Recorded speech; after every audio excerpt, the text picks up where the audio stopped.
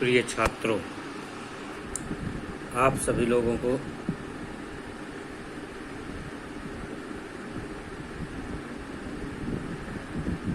आज मैं पाठ 10 कक्षा 7 का सुभाष चंद्र बोस का पत्र, जिसके लेखक है श्री N.C. केलकर जी हैं। तो सुभाष चंद्र बोस जी पत्र लिख रहे हैं। प्रिय श्री केलकर, मैं पिछले कुछ महीनों से आपको लिखने की सोच रहा हूँ, जिसका कारण केवल यह रहा है कि मैं आप तक ऐसी जानकारी पहुँचा दूँ कि जिसमें आपको दिलचस्पी होगी। मैं नहीं जानता कि आपको मालूम है या नहीं कि मैं यहाँ गत जनवरी से कारावास में हूँ। जब बहरामपुर जेल यानी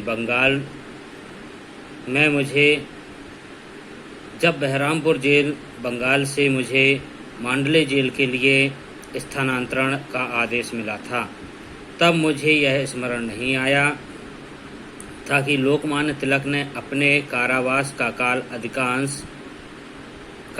काल का अधिकांश भाग मांडले जेल में ही गुजारा था, जब तक मैं यहाँ सशरीर आ नहीं गया।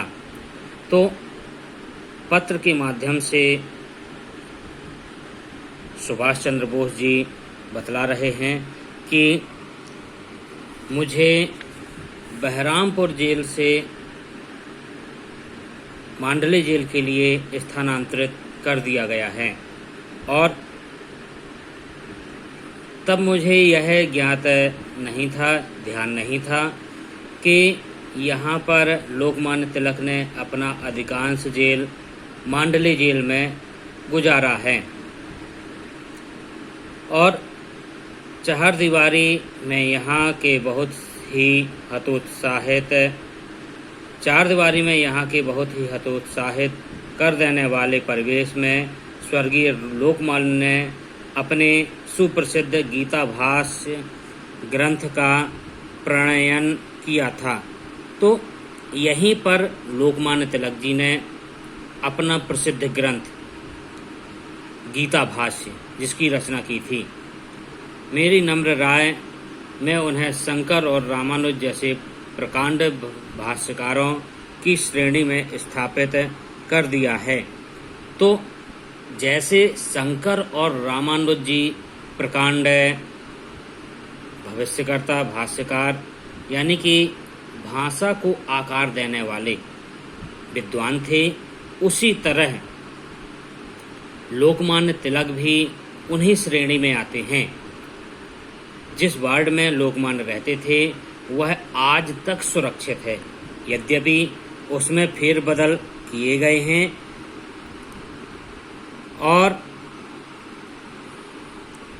बड़ा बनाया गया है।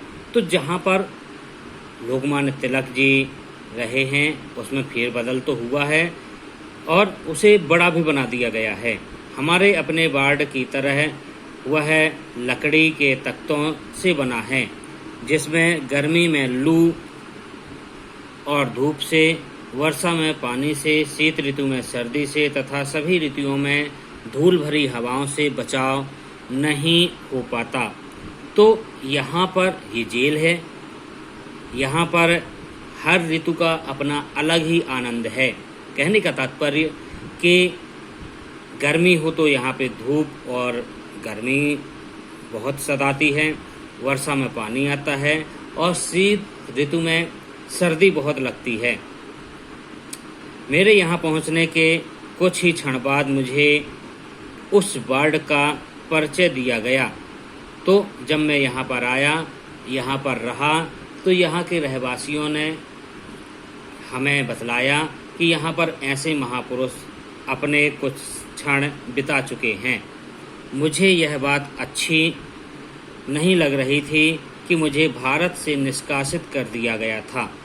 तो अब क्या बतलाते हैं सुभाष चंद्र बोस जी? बतलाते हैं कि मुझे सबसे बुरी बात यह लगी कि मुझे भारतवर्ष से निकाल दिया गया, लेकिन मैंने भगवान को धन्यवाद दिया कि मांडले जेल में अपनी मातृभूमि और स्वदेश से बलात् अनुपस्थिति के बावजूद मुझे पवित्र स्मृति राहत और प्रेरणा देगी।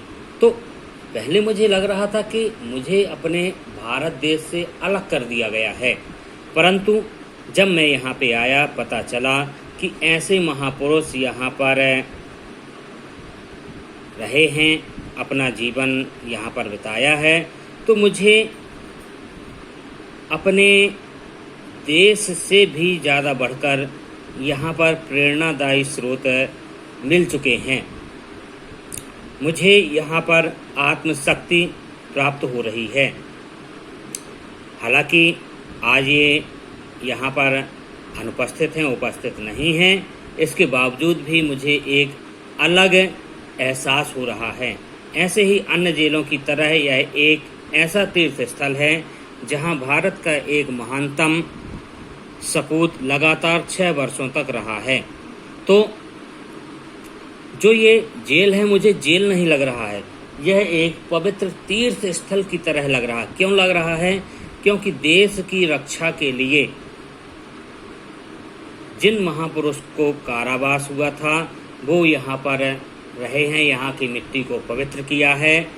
उनका नाम है लोकमान्य तिलक जी। तो यह एक मुझे पवित्र तीर्थ स्थल लग रहा है। मुझे लग रहा है कि मैं काशी, जगन्नाथ, द्वारका, बद्रीधाम इन तीर्थों में निवास कर रहा हूँ। जब मैं इस जेल में निवास करता हूँ तो मुझे लग रहा है कि मैं पवित्र तीर्थ स्थलों में निवास कर रहा हूँ। ऐसे थे अपने महान नेताजी सुभाष चंद्र बोस जी।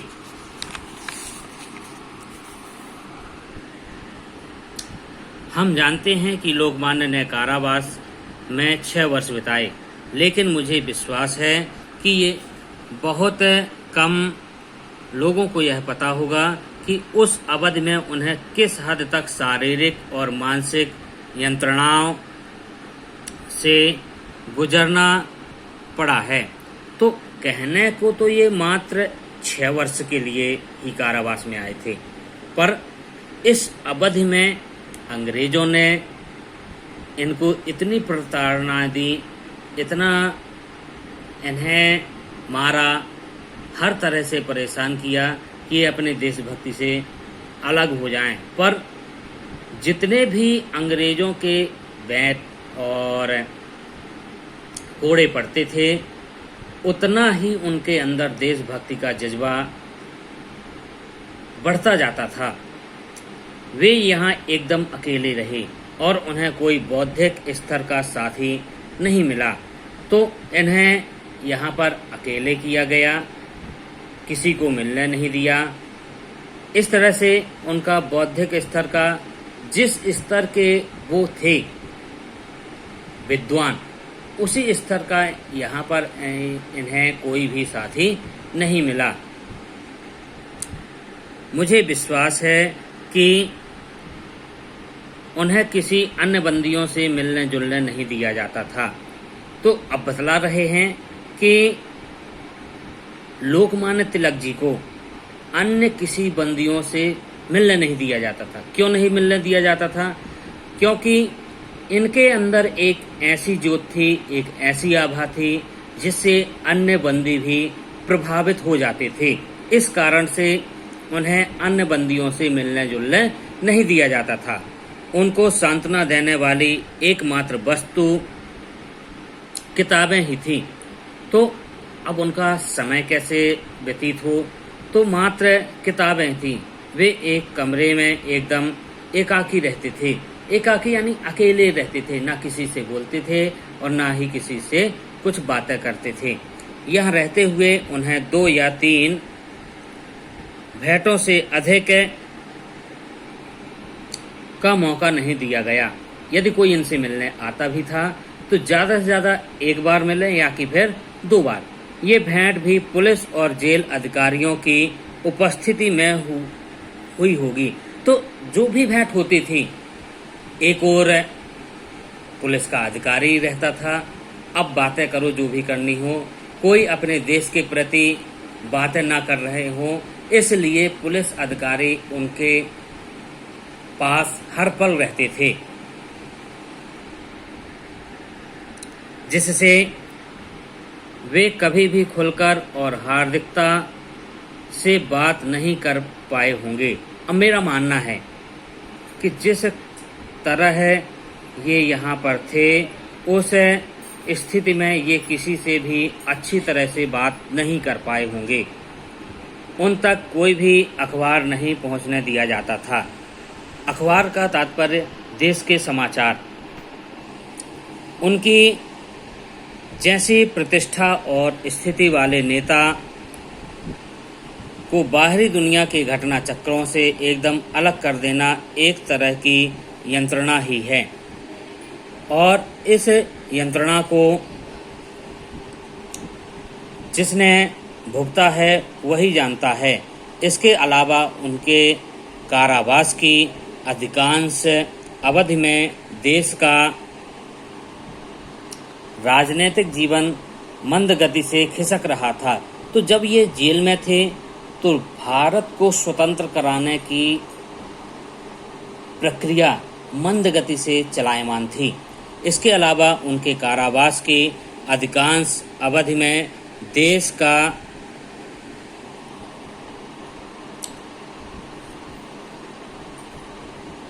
राजनीतिक जीवन मंद गति से खिसक रहा था, और इस विचार ने उन्हें कोई संतोष नहीं दिया होगा कि जिस उद्देश्य को उन्होंने अपनाया था उनकी अनुपस्थिति में आगे बढ़ रहा है। तो उन्हें कोई इतना भी बोलने वाला नहीं था कि जो आपने नींव डाली है वह संचालित हो रही है। तो इस तरह से इनको यहाँ लोकमान्य तिलक जी को यहाँ पर इतना प्रताड़ित किया जाता था, ना कोई सुविधाएं मिलती थी। भोजन भी कहो दिन में एक बार मिल गया तो दोबारा नहीं मिलता था। तो अब इसके आगे अगले वीडियो में आप लोगों को बतलाऊंगा। स्वस्थ रहिए, तंदुरुस्त रहिए। हमेशा जब घर से आप निकलें तो मास्क और सैनिटाइजर का प्रयोग जरूर कीजिए। वंदे मातरम। जय हिंद, जय भारत।